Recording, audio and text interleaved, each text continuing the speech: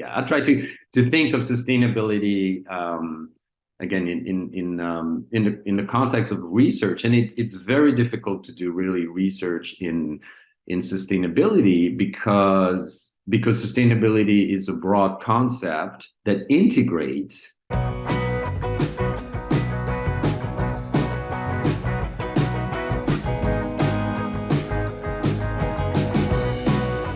Welcome, everybody, to this episode of the Dairy Podcast Show. My name is Gail Carpenter. I'm the State Dairy Extension Specialist at Iowa State University.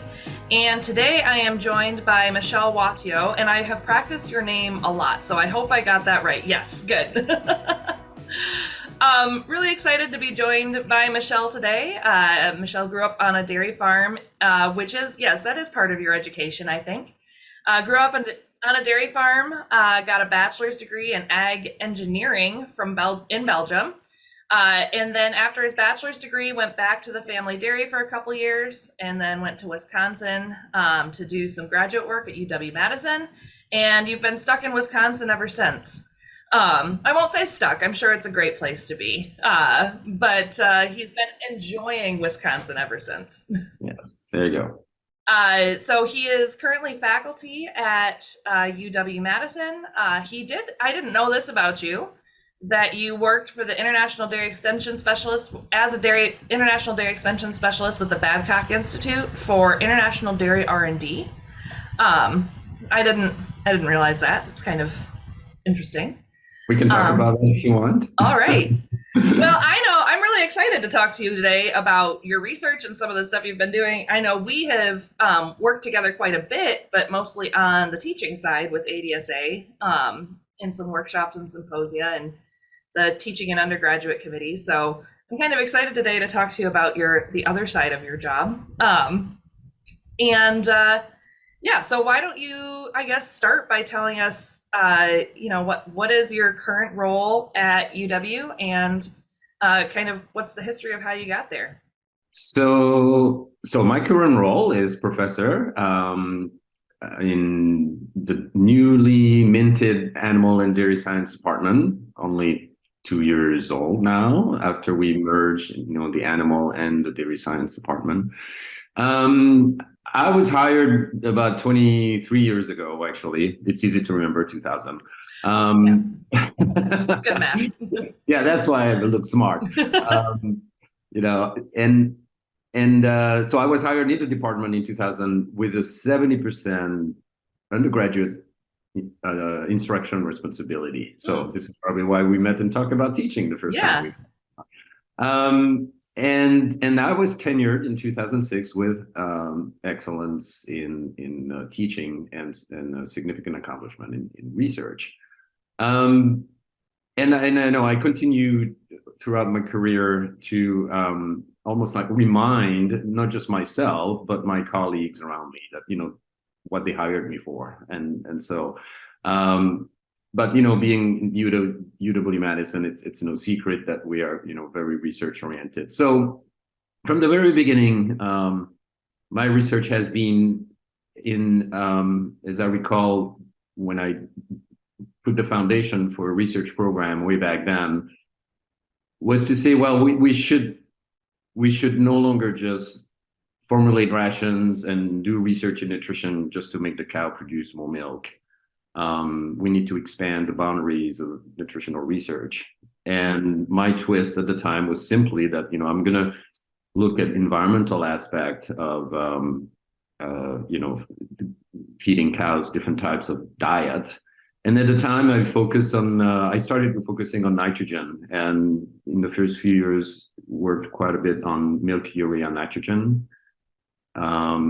To better understand how it could be used as an indicator of nitrogen use efficiency on the one hand, but there was also research done by Rick Cohn and some others in Maryland at the same time, showing how MUN was also highly related to urea nitrogen excretion in the urine. And so I thought it was a pretty powerful tool to look at. And still to today, I think we haven't tapped on the potential of MUN as an indicator to basically tell us what's going on at both ends of the cow. What the cow consume in terms of nitrogen and and the losses in terms of urea in the urine. So there was a start, and I was lucky quite early on in my career to being able to collaborate with scientists at the U.S. Dairy Forage Research Center, that we have in Madison. And one of my major collaborators over the years have been Mark Powell, who is now retired, but Mark was really interested in more multidisciplinary effort. So very quickly, my research program kind of expanded to just not looking at what the cow is doing with the diet, but what happened with the manure. Because Mark was a soil scientist, agroecologist, who actually had a lot of experience working, in that area before he came to Madison. So we expanded the boundaries of the research. Again, to look at how the nutrients in the manure, the nitrogen at the time, was being recycled in the crops. So we were trying to loop the loop, right? The nitrogen through the cow, through the manure, through the soil, back to the feed, back to the cow, that kind of cycle there. So the big picture kind of research has been driving my research. And then I'd say around 2012, 2013, we started to pay attention to methane. And did a series of work and haven't stopped yet. Almost, we're about to stop, just because of the fact that I'm close to retirement to do this kind of research. But we've looked, at some of the first experiment that we did with cows in chambers to do emissions. Was the effect of forage to concentrate ratio. It was like redoing some experiment that had been done in the 80s and the 90s, but now adding that environmental component to it. So just not look at animal performance, but also look at, again, urea nitrogen loss. We've always kept up with that work, and now adding onto it the methane loss. So in a way, my research program can be summarized at looking at the inefficiencies of dairy cow. Okay, yeah, that's kind of a fun way to look at it. And that's kind of back home for you right now, that urea story is really a hot topic, right? Oh yeah, it's always been, in the Netherlands and in Europe as a whole with the nitrogen mandate, regulation that they have. And yes, it's quite amazing. Well, I'm still in touch with my younger brother who's still working on the farm just last Sunday, and we did spend a little bit of our precious time, talking to one another about what's going on in the Netherlands with, the government's having a proposal to actually, mandate the buyout of cattle, truth be told, I'm going to tell you the way I told it to my brother. I said, in a way, make a long story short, Europe has been put together after the World War II because there was starvation, and the European government said, no, never again will Europe, starve.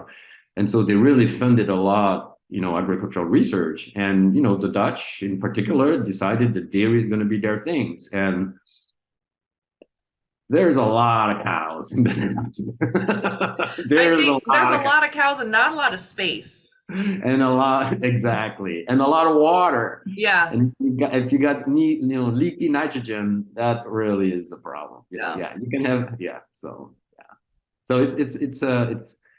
it's not an easy thing to deal with. That's for sure. Yeah. But that's Europe. Yeah.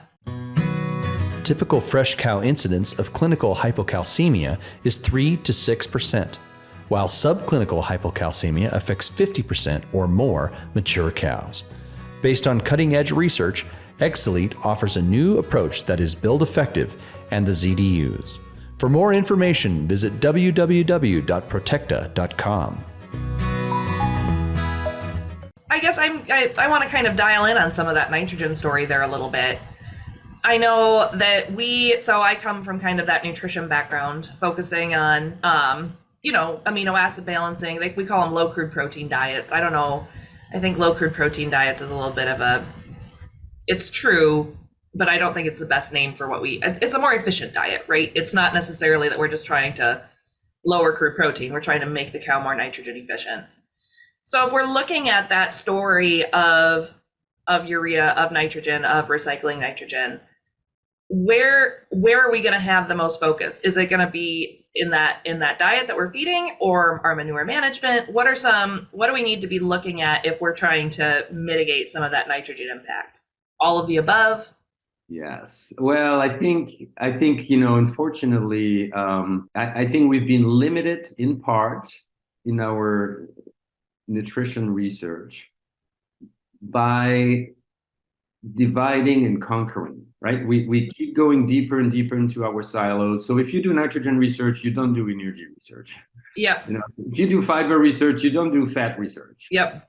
And we are pigeonholed into our little cocoon, and that limits our understanding of how to make a cow more efficient. And so I think for the cow, the cow doesn't decide, well, this is nitrogen, I need to figure out what to do with it, or this is carbohydrate. No, it's in the rumen, right? That's where it hits first, and it's a big fermenter, and the cow has to suffer the consequence of what the microbes are doing in her rumen. I mean, that was the paradigm in the past. Now we know, with more and more research, that actually the cow, can influence what's going on in her rumen. It's not just the feed that determine what kind of microbes in there. The cow has something to say. So I think it's kind of all of the above in a way that needs to be integrated, right? So it's really the diets that matter, not just the protein or the carbohydrates. It's how you put them together. And I think we should, really rethink the way we think about diet formulation, not again in feeding the cows, but feeding the microbes that feed the cows. To talk in very general terms. So clearly we know to be a little more, practical and concrete, nitrogen use efficiency, nitrogen utilization, urea will depend, obviously dramatically on the level of nitrogen. If you have excess nitrogen in the diet, that will show up very quickly as, high level of urea in your milk, associated with a high level of urea, lost in the urine. But the type of energy and the amount of energy, that's available throughout not only the digestive system, but metabolically in the cow, can also influence tremendously, the overall efficiency of nitrogen of the cow. I like your comment about the silos. Sometimes I feel like we do get very specific in our silos. I am a nitrogen or a protein person, I'm a fat person. But I think even just stepping back to the whole cow isn't quite far enough sometimes, right? Like, if we're just focused on the cows and the cows' inefficiencies, then I think we maybe miss some stories that we could be seeing if we were looking at the system as a whole. And I think that's missing a lot in our conversations. So thank you so much for bringing that up. Because I know I expanded myself a little bit with the history of my career and my research, but I haven't told you where I am now and where I'm going. Go ahead then.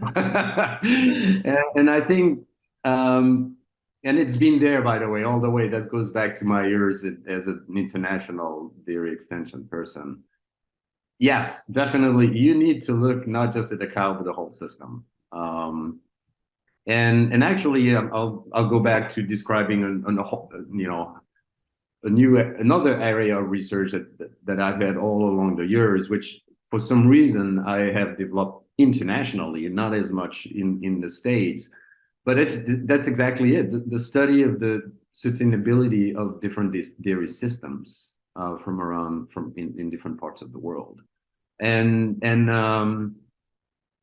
to make a long story short, so I'm now in a sabbatical, by the way, and then I'm talking to you here from Quebec. I'm looking at a lot of snow here. Okay. With your French speakers. Yes, I am among French speakers here. Yes. And so at the beginning of my sabbatical, I did sit down and wrote a perspective paper that was just published in Frontier in Animal Science. And I basically tried to link dairy system sustainability with the Sustainable Development Goal of the United Nations.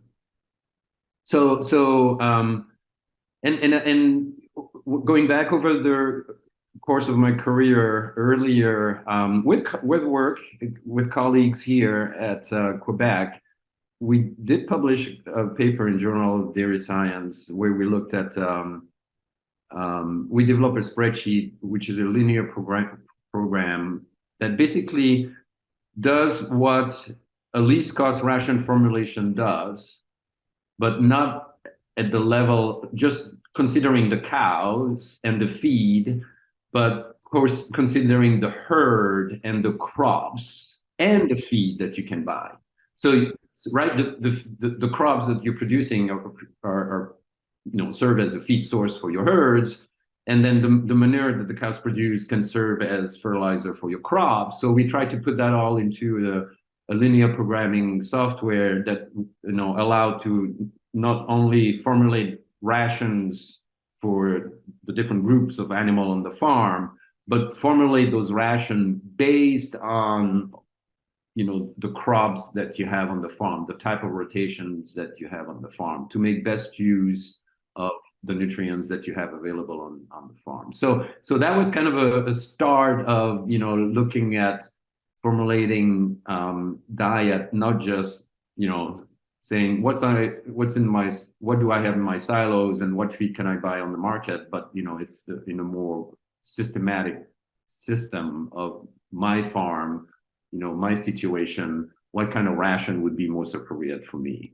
So that was kind of the beginning of this idea for me to go beyond looking at the cow when you look at nutrition. And I guess I went a few steps further in the last few years, as I said a moment ago, when I realized that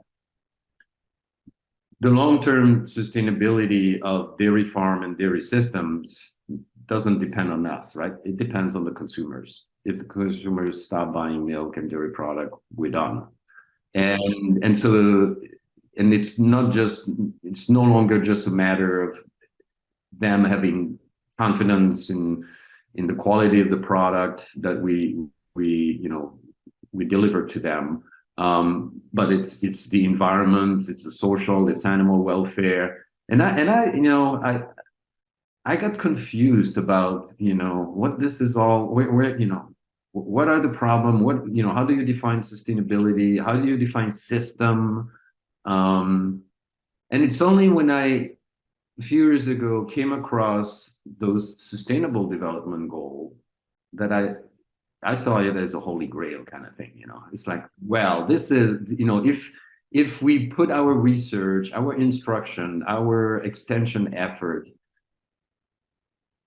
with the knowledge that there are ultimate goals that have been agreed by 180 countries around the world, that these are the worthy goals that all countries, all policymakers should be aware of and should be striving towards, we cannot go wrong, right?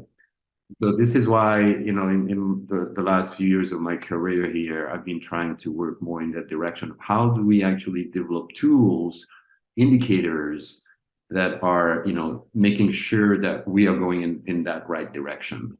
Very cool.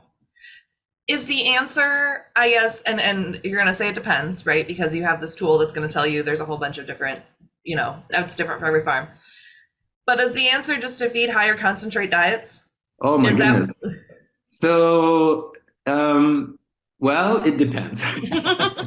I'll share with you one paper that I've been using in one of my classes that I found quite fascinating. It was a paper published by the Livestock Systems Group in Wageningen in 2018, 2017.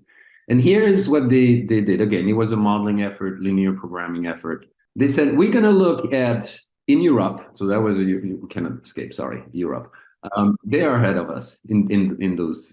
They've really been pushing this, yeah, ways of thinking, differently. And so they basically said, okay, what are the feed that can be fed to livestock animals, farm animals, that are not consumed by humans?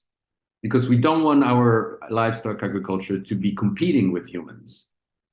Right, because that's the argument when you talk about high concentrates, like, well, and again, international agencies have, done estimates, right? 25%, more than 25% of the world's cereals goes into animals. And it's like, right, people who don't know anything about agriculture, it makes sense that they react like, why do we feed this to animals when, kids are starving in Somalia, so that that's how people's brains work, right? So pasture, right? We don't eat grass. Obviously, the refuse of the human, agro-industrial food systems, including restaurant waste that could be used by pigs or chickens, right, or even cows for that matter, that we throw away, right? So that's the second source. And then what was the third source? So pasture, refuse, food waste, and my goodness, there was a third categories of feed that, for the heck of me, just escaped my brain right now. But anyway, they were feed that obviously we don't consume, but an animal can consume. And they quantified how much of it was available in Europe, okay? And then they did a linear programming where they tried to allocate the pasture, the food waste, to pigs to produce meat, chicken for broiler or for eggs, and then beef or dairy. And they tried to figure out how much animal product, you would produce. And what they basically demonstrated is with those feed resources that are not in competition with human at all, livestock agriculture in Europe could produce 39 grams of protein per European per day. The protein requirement of a human being, including Europeans, among others, is about 55 to 65. About 40 could be produced by animals that are fed feeds that we don't eat. That's a 100% competition-free, full benefits to human society at no cost in terms of consuming, stealing the food that can be consumed. I think, this kind of message, should be shared with population at large, right? Yeah. And why don't we do that? And why don't we go more in that direction to really make this happen? One last little detail, if you follow my story here. They also had in that analysis a categorization of, and now I'm really addressing your question here, of, well, what is the level of productivity can we expect from those animals fed those low quality feed? And what they found out is that actually the higher, if you want to have high performing animal, which would be the animal that you would have to feed concentrates, well, that's not going to work in that systems because those are low quality feed. So you cannot expect high production out of low quality feed. So my answer, right, to the question that you had, I'm kind of turning the question back to you and challenge you to see, well, was that the right question to ask? No, I love that answer. I think it's a very nuanced issue, and that's why I asked you that question, because so yes, if we want to get rid of methane, feed high concentrate diets, right? But then you have to think you have to take a step back to the system, and what's that going to do to the system? And we also love to talk about how ruminants are the great recyclers. And I'm a big believer in that. Ruminants are these magical creatures that can take fiber and things that we can't digest and turn them into this high quality food source. Well, what's the trade-off for that? Right? And if we're going to feed them just high concentrates, there's a certain amount of land use that gets associated with that. And you have to consider the crop rotations, like you said. And yeah, so I think it's just a really, I'm sad that you're retiring. Maybe you're not allowed to retire yet. Because I think there's a lot more teasing of this issue to really be done. Yeah, definitely. And we haven't even touched, the social aspect of of dairy farming here, and how it may contribute or this, detract from the long-term sustainability, And yeah, unfortunately, right, we live in a world today of just, snapshot image that form some views that are then very difficult to change. And so that's something, I want to stay away from, but that's the reality. Yeah, I try to think of sustainability again in the context of research, and it's very difficult to do really research in sustainability because sustainability is a broad concept that integrates. And that little perspective paper that I just referred to you. I mean, I felt compelled to go back and try to define the word system. If we were to, honestly think about this, Gail, whether it's our master's or PhD degrees, and you ask 10 students, define system to me. What do you think you're getting at? 10 different answers. 10 different answers, right? Yeah. So how do you define system then? Oh, gee, yeah, sure. Okay, so I can get into my lecture here, but basically a system is okay, first of all, a system is not the reality. Mm-hmm. We create systems because we want to model the reality. Mm-hmm. Okay. Reality is extremely complex at infinity. We can never get to the end of it. So we need to simplify it. So we're going to create a model. And then, right, our research is about testing those models, those theories, right? Oh, yes, look, it works the way we thought it would. Or no, the data doesn't support this theory. We need to find another theory. So the way I define a system is that you look at, first of all, you need to set boundaries. What's going to be in and what's going to be out. Once you define those boundaries, and it can be, again, it's right there, it's very tricky because it can be physical boundaries. Okay, my system is going to be my farm, the limit of the land, the buildings, the physical thing, right? But you can also think of your systems, the farm as a systems, not physically, but more, social orientation of the system, right? You got the farmer that has a family. You got the farmer that has professionals coming in. So that's social interaction, right? Right. And now you define the farm entirely differently through the social interaction that the farmer may have or may not have, that support the function of the farm, right? So a system is made of different parts that interacts, and then you need to define, when you create a system, a model, one or multiple function. What is this thing doing? What do you want the things to do, right? And so one thing that really characterizes systemic thinking is that you're no longer, unfortunately, it's hard to put it that way, but you are no longer looking at cause and effect. You're looking more at association, behavior. You change an input or to an input to part of the systems, it interacts with other parts of the systems, and that has an effect on the output. So it's not a simple cause and effect, it's a multi-layer kind of cause and effect. So when you think about systems research, it's about interactions, more than and then about indicators of behaviors of that systems, because you cannot capture all the details of the behavior of each component itself. And so yeah, it's thinking about interactions and how it's like a ship on the ocean, and all you can do is kind of steer it in one direction versus another directions. How does the saying go? All models are flawed, but some are useful. Yeah. Well, all models are wrong. Yeah, all models are wrong. Yep, some are useful. Exactly. Yes. So, do you think you're close to the useful model then, in what you've been doing? So what I've done in the last couple of years in that line of research, and we come back to protein if we want, but because I have something else to tell you about protein. Oh yeah, we have kind of gotten a little bit straight, but that makes it fun, right?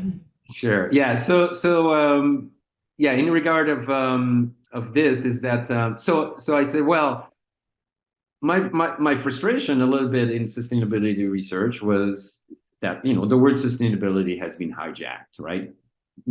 I Oh mean, yeah. not just by commercial companies, that everything you do needs to be sustainable. Anything you buy has to be sustainable. But even in research, 90% of, research proposal that you read when you evaluate research proposal, in the first paragraph, you'll have something related to sustainability. This is going to make Well, that's how you get funding. exactly. That's what I'm saying. The Yeah. concept has been completely hijacked. Yeah. So everyone around is, has their own ideas of what sustainability really means. And again, so this was kind of my effort in saying, isn't there, a question you asked me, isn't there this, magnificent, beautiful tools that's going to really, tell us what sustainability is? And the closest that I came to finding a tools like that is actually a tool that has been released by the FAO, the World Food and Agriculture Organization. And it's called TAPE. Okay. TAPE stands for Tool for Agroecological Performance Evaluation. Now, that's a tool that, you would look at it and you'd start laughing at it because it's a tool that has been created primarily for developing countries. But what I like about that tool is that it basically it's to implement that tool, it's like 2.5 3-hour survey with the farmer. So it's quite substantive. But you cover economic issues, environmental issues, and social issues. Plus actually a few more other things like governance. And I really love that idea of governance. Responsible governance, which is part of the sustainable development goal that I was talking about earlier. And governance has to do with basically who decides. Think about it. At every single level of decision making on the farm, and there are decision level making all over the place, every day, all the time. Who makes this decision? How are they made?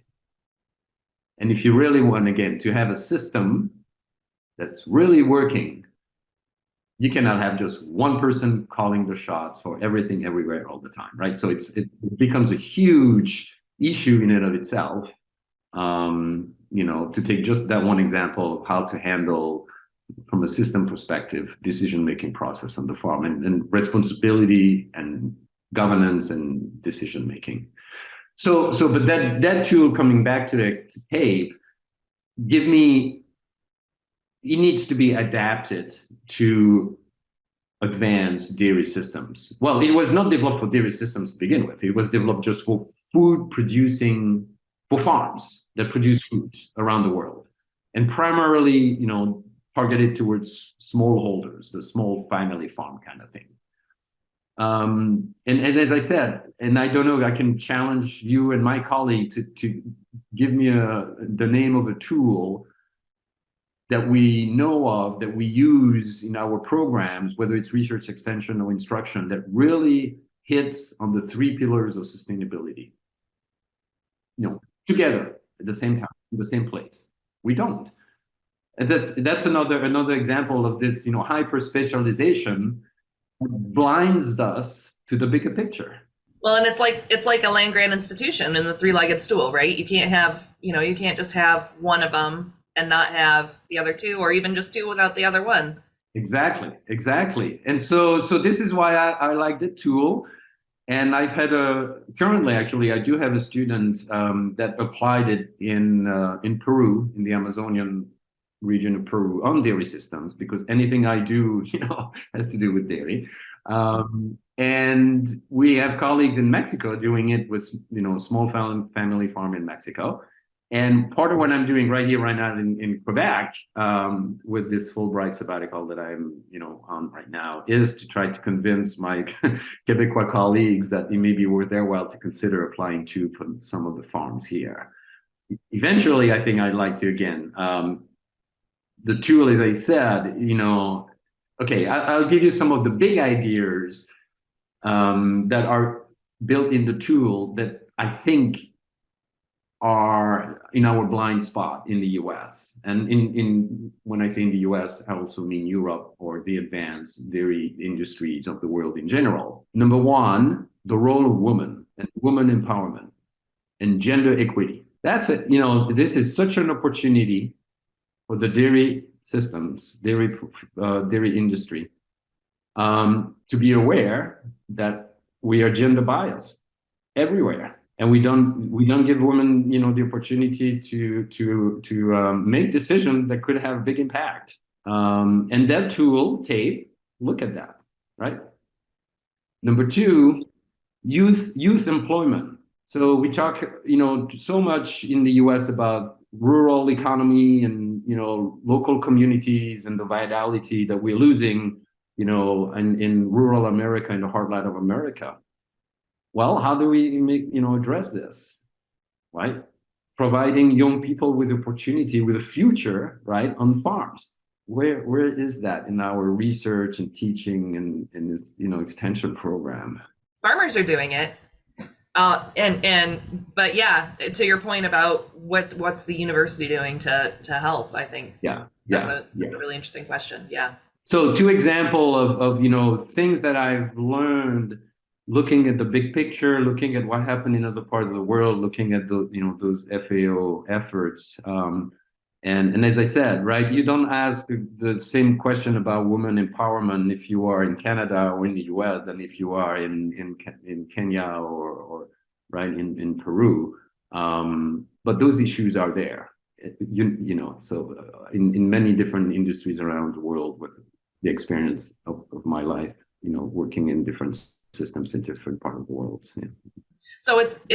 So let me see if I have this straight. The TAPE tool is designed for lower income countries, right? Yes. And yes. You've been doing some work in like Peru, Mexico, more middle income countries to kind of validate it there. Quebec would be, well, it's a province, not a country, but a high income, right? So is that kind of what you're focusing on right now then, is making sure that we can utilize that? So the FAO, I assume, has validated it at that low income level. And so you're working to kind of validate it at some of these other income levels as well. Exactly. Yes, it will require some modification, in the way some of the questions are being asked, and maybe also some of the indicators themselves. Because again, to take an example, not to hide anything or is, for example, one of the because the tool has been developed, reminding you in at least in part, with the sustainable development goal as with the light at the end of the tunnel over there, that want to go towards. So some of the sustainable development goal, right? It's no poverty, stop hunger around the world. That's number one. Number two, well-being and wellness and well-being is number three, and then gender equity is actually number five. So that one, number four is number, but there are 17 of them.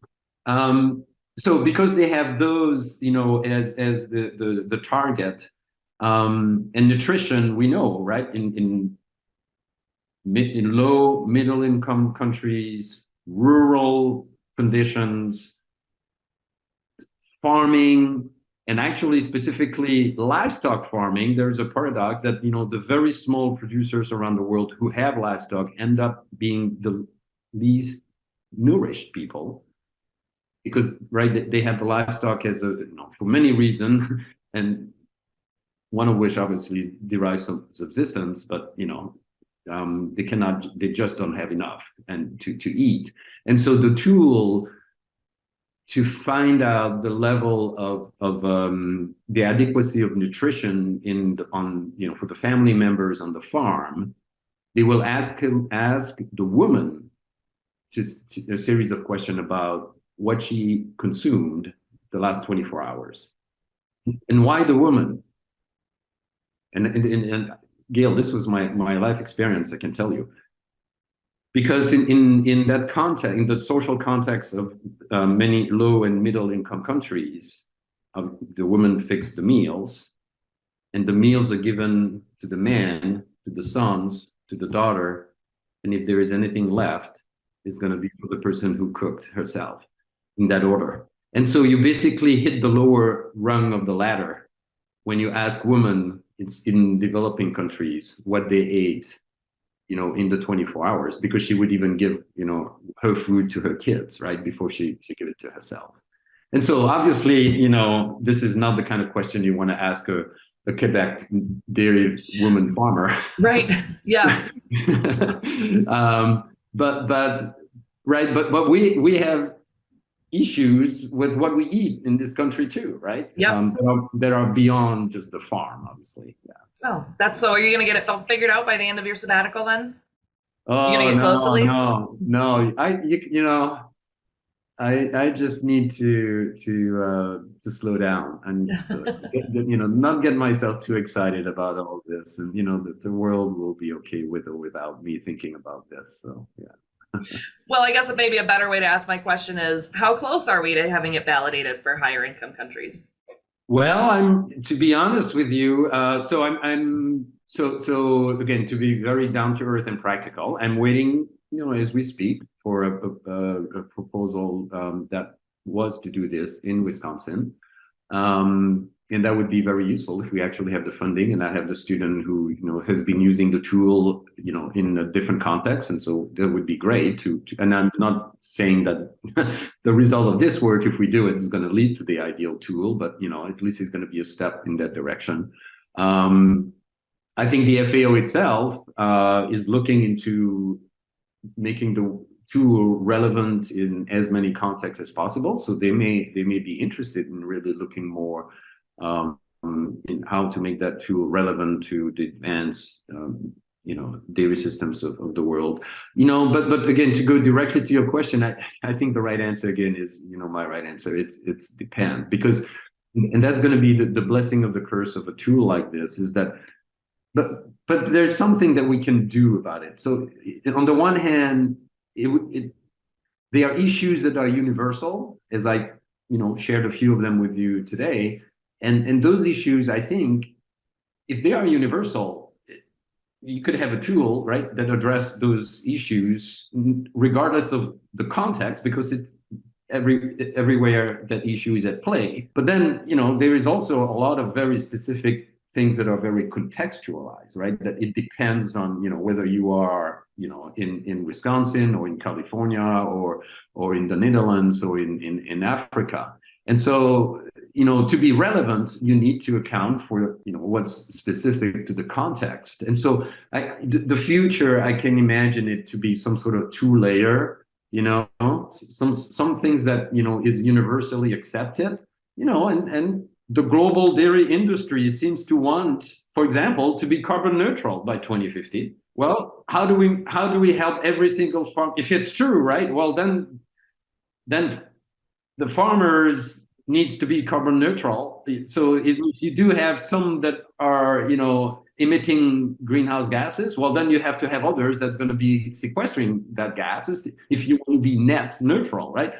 So you see that universality is there, and I think the tool that we're building should be helping farmers, no matter where they are in the world, to figure out whether they are, they should be buying carbon credits or selling carbon credits, right?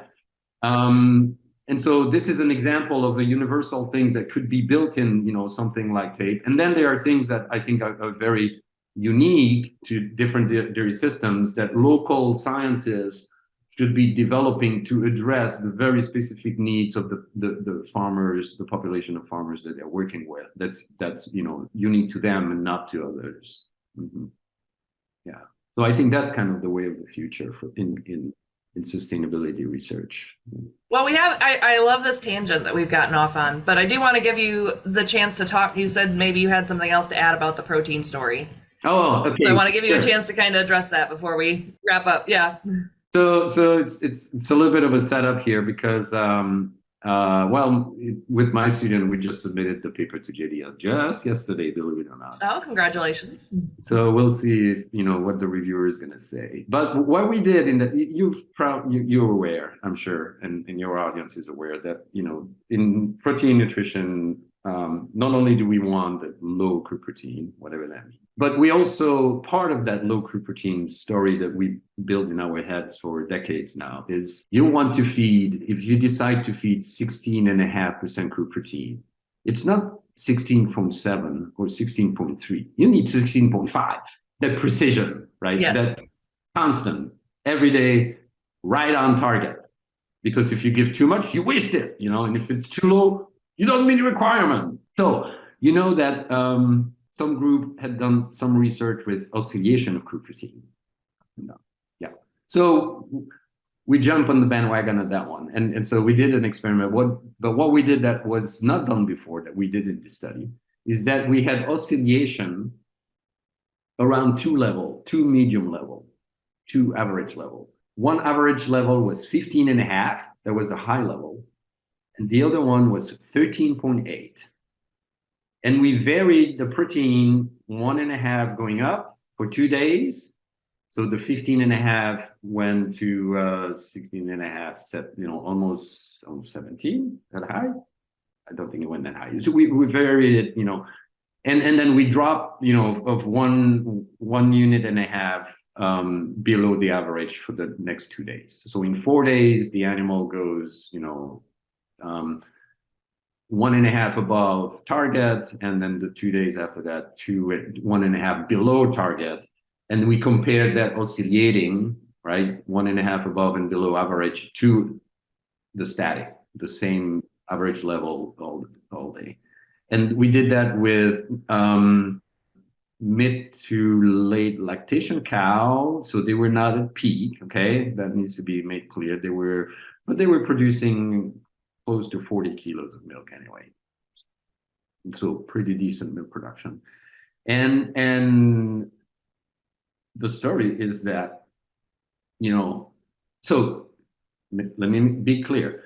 Some of the cows in that study were subjected to 12.2% crude protein for 2 days in a row before they were, back up to 15, a little more than 15.5. There was no impact of those treatment whatsoever, whether it was oscillating around the high level or oscillating around the low level. No impact whatsoever in any performance parameters of the cow. The only thing that was impacted actually was MUN.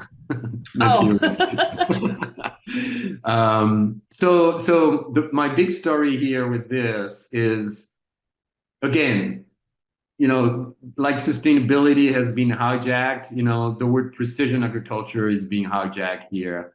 And to get to the point of my story is, as nutritionists, sometimes we should be humble enough to realize that we're working with an animal that has been in the making for about 50 million years. Yeah. It's called the ruminant animal. Yep.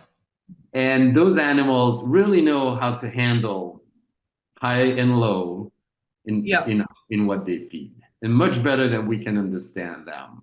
So in other words, right, the research that we did was, we don't use the word precision agriculture in our paper, but if the cow can handle 1.5% crude protein up and downs every 2 days, and still, like, it shows that the cow has the ability, the reserve, because obviously this is where that research is, right? What are the limits, right, of that you can vary crude protein without the cow noticing, because she's got the mechanism in place to respond to it. So it really, this kind of research really, again, challenged one of the big paradigms that we had, dogma that we had in nutrition, right, for decades now, is that, well, on the energy side, cows has a lot of reserve, and she pump them and you need to replenish them, but that doesn't exist for protein.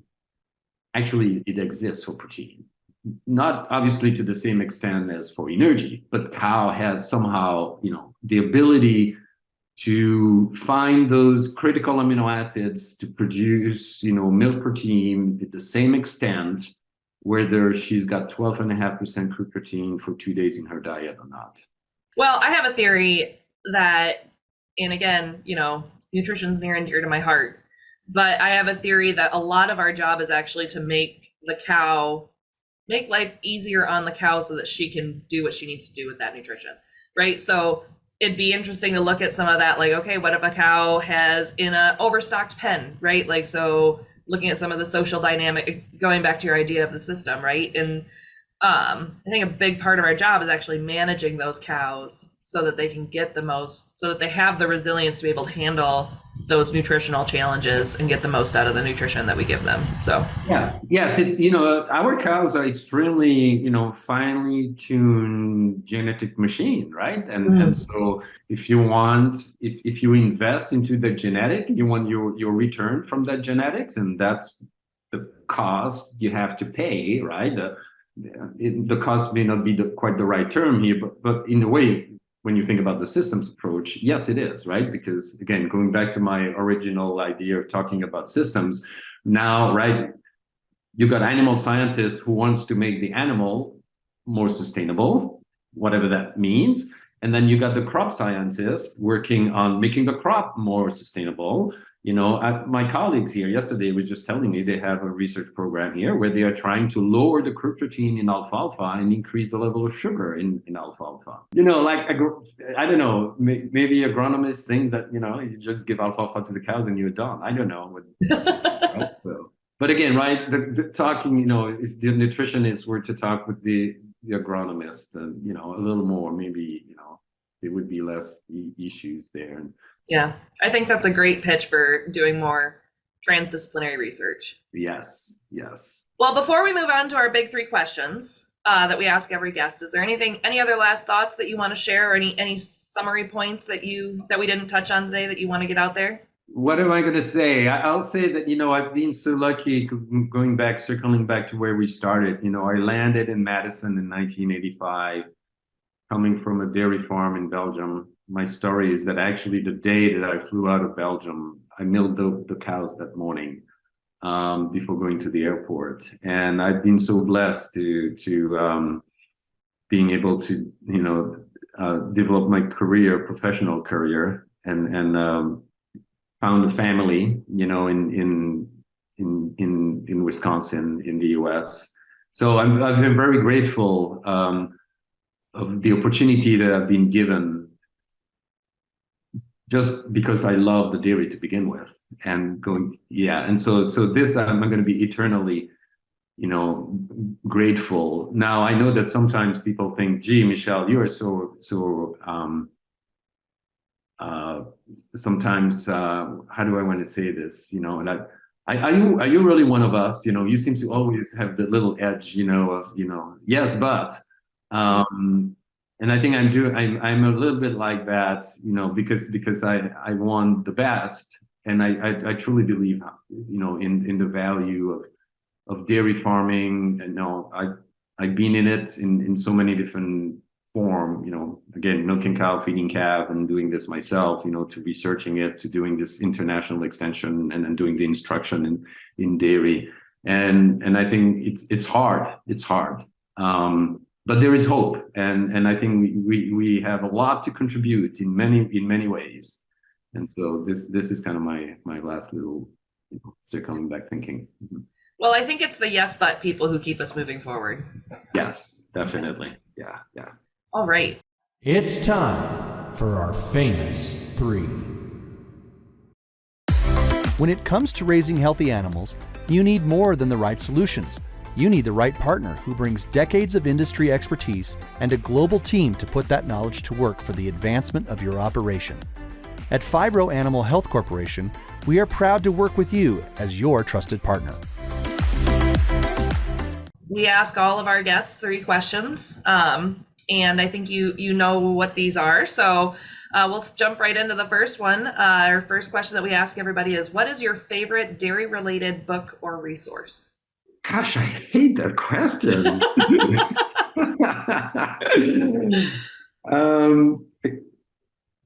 It depends. Again, it depends. Depends. What are the resources is being used for? I mean, these days, honestly, I don't have a single sources that I'm using. I'm using, I mean, again, that's one of the blessings to being at the universities, that you got those incredible library databases that you can just find things you didn't even know people had thought about. So it's not a specific dairy resource, but it sure helped me get to a lot of dairy resources. So there's not a single, resource. But I'll say that the large dairy herd book, that was produced a few years ago, was kind of a pretty interesting to look through and learn from. And then to be it's also very, very, very bad here, very self-serving. But when I was doing this international work, I authored a series of material that was called the Technical Dairy Guides and the Dairy Essentials that were translated in 8 different languages. And this is not about me, Gil. This is, again, to me, I'm going to tie this with the point I just made a moment ago when you asked me for my last thought. I had, so this was written in the early 1990s. That's when it was sort of dating myself, right? You go forward to 2015, 2016, 5-6 years ago, or a little bit before COVID hit us. I had students who had done study abroad in Latin America and in Africa, and they would come back to Madison and they would show, because they had to show material that were covered in the courses that they had taken. And that material was the material that, I had written in the 1990s. I've been blessed to travel a lot around the world. And one of my last travel right before COVID again was in Colombia. And my host, because when I go to a country, that's always, I accept to go somewhere only if they take me to visit dairy farms, and sure enough, there was this entrepreneur who had started, he was a leader of his community, and he had the whole thing printed out in his shelf, and he said, "This is the material that I use to start what you see now," and there was, a community of small farmers in a remote valley from Colombia. And this is what I was talking about, knowing about dairy, knowing about how to make a cow work, no matter where you are around the world, that will sustain communities. And so, those materials, obviously, they're completely outdated now, but they had a big impact, I know, without me even knowing the impact that I was causing with this material. So, oh, that's really cool. All right, our second question that we ask everybody is, what is your favorite non-dairy related book or resource? So I'll go to my gut here, to my gut instinct. So one book that I've read that had a big impact on me as a human being is Les Miserables of Victor Hugo. Oh, good one. Everybody knows, I'm sure, the musicals and some of the, and reading the whole book is not for the faint of heart. It's a thick one, yeah. It's a thick, and there's a lot of twists and turns in there. But it was, and again, I'll tell you a little story here. Sorry to give anecdote like this, but it's a long book, and I do remember reading the book when I was going back and forth, traveling between Europe and the US. And so being stuck in an airplane is a good time to read books. And I was reading that book, and I was close to the end one time when I was coming back to Madison. So I could not let the book down when I came home. And I, with all my work ethic as a dairy farmer, when I went to the university, work is work, you go to work, that day I did not go to work to finish reading the book. And I was a basket case. I was in tears at reading the end of that book. I mean, everybody knows how it ends, but if you got the full book behind you when you see the end going, this is the ultimate altruism that you can imagine a person can go through when they've had the whole world against them all their life. So that's a good one. I like that. All right. And our last question is, what sets successful dairy professionals apart from those who are not successful? be authentic, be yourself. You cannot fake it.